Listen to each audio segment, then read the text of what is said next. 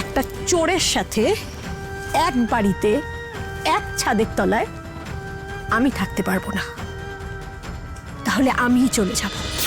একটা ইনফরমেশন দিয়ে দিলে কি ক্ষতি? আমাদের কাছে তো থাকা দরকার ইনফরমেশনটা। যদি আমাদের কিছু হয় তাহলে আমাদেরও তো বাঁচতে সাহায্য করবে। হয় ও নামটা বলুক, নাহলে এক্ষুনি এখান থেকে দূর হয়ে যাক।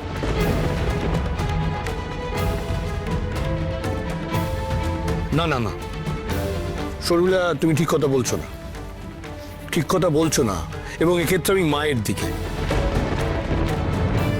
না, বরাবরই আমার সন্দেহ ছিল, কিন্তু এই খবরের কাগজে রিপোর্ট পড়ার পরে আমি নিঃসন্দেহাতীত যে লাজু এইসব কাজ কখনো করতে পারে না,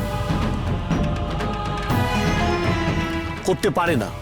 ওর ঘাড়ের দোষ চাপানো হচ্ছে এটা ইচ্ছাকৃতভাবে। না মা, তুমি একটা জিনিস ভাবো, যে নিঃস্বার্থভাবে এরকম একটা কাজ করতে পারে, সে কখনো চুরির মতো সামান্য জিনিস করতে পারে? ও চুরি করেনি, করেনি চুরি, আমি বলছি।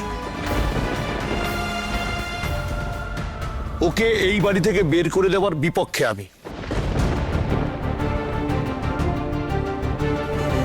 আরো যতদিন না অন্য কোথাও ব্যবস্থা করতে পারে নিজের, এই বাড়ি থেকেই পড়াশুনো করবে, এটা আমার মত।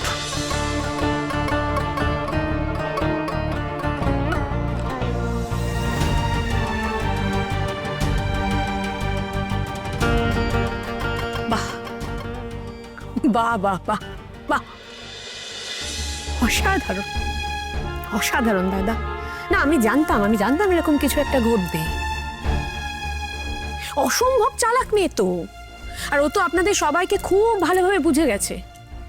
এই যে দেখুন না, এই যে এতদিন এই বাড়িতে রয়েছে, ও বিন্দুমাত্র চেষ্টা করেছে একটা হস্টেল জোটাবার? করেনি। আর আপনি কি সব বলছিলেন না দাদা, ও নিঃস্বার্থভাবে করেছেন? না, নিঃস্বার্থভাবে করেনি, এর পেছনেও স্বার্থ আছে দাদা। স্বার্থটা একটাই, সেটা হচ্ছে এই বাড়িতে থাকার। ও যা কিছু করেছে সবকিছু প্ল্যান করে করেছে। আর দেখুন না, এই যে এখন এখন যাওয়ার ঠিক আগের দিন তাসটা খেলে দিল। আমরা সবাই ওকে বাহবা দিচ্ছি, হাততালি দিচ্ছি। আর আমরা সবাই তো এটা ধরেই নিয়েছি যে লাজু মায়ের গয়না চুরি করতে পারে না। আমরা আর কি বলবো, মা তো নিজেই নিশ্চিত হয়ে গেছে যে লাজু গয়না নেয়নি। মা, আমি তোমাকে একটা কথা বলবো। দেখো, প্রথমত যেটা ঘটেছে না, সেটা লাজুর পক্ষে প্ল্যান করে ঘটানো সম্ভব ছিল না।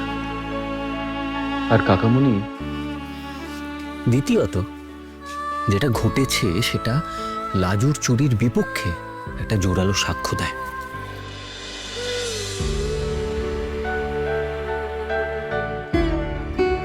এটা প্রমাণ করে যে লাজু চুরি করে না।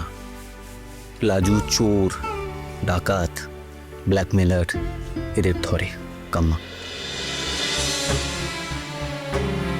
মা, কাম্মা, কাকামণি, আমারও কিন্তু তাই মনে হচ্ছে গো। তোমরা একবার ভেবে দেখো, তোমরা লাজুকে চিনতে ভুল করছো না তো? বেশ, এত কথার দরকার নেই। আমি বলছি আমি লাজুকে এই বাড়িতে থাকতে দেবো।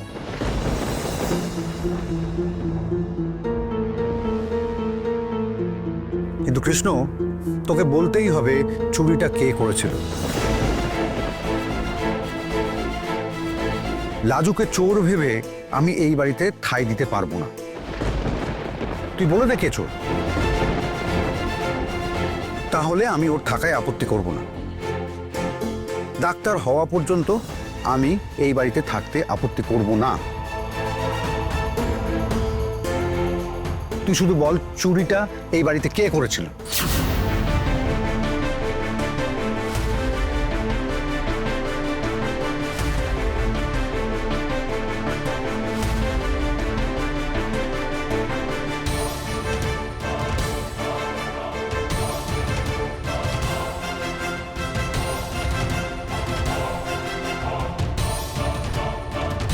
বলে যাবে অনুভব, এবার ও ঠিক আমার নাম বলে দেবে। আমার আর লাজুর মধ্যে চয়েস হলেও কোনোভাবেই আমাকে রেয়াত করবে না, কোনো দিনই আমার দিকেও থাকবে না। তুমি কথা দিয়েছ আমাকে, তুমি বলেছো বনলতা দিদির নাম কাউকে বলবে না।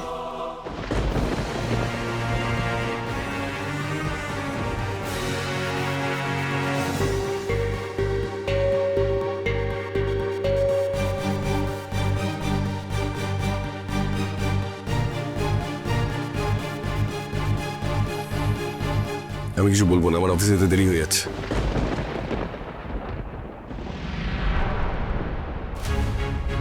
আমি আসছি। প্রদীপ ভাই, ব্যাগটা।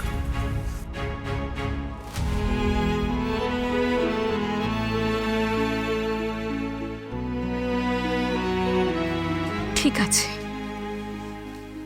ঠিক আছে দাদা, আপনারা যদি সবাই স্থির করেন যে ও এখানেই থাকবে তাহলে থাক, কিন্তু আমিও একটা কথা বলে দিচ্ছি,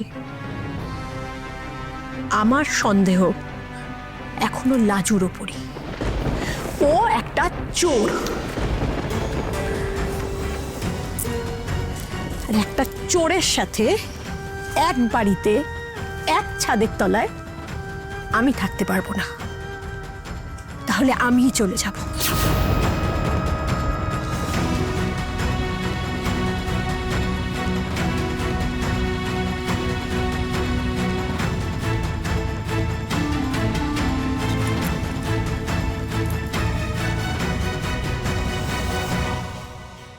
লাজু, তুই কি আমার নামটা সত্যি লুকিয়ে রাখলি? লাজু, তুই আমার জন্য এত কিছু করে চলেছিস, আর আমি তোর সঙ্গে এত খারাপ ব্যবহার করে, তোকে অপমান করে। হে ঈশ্বর!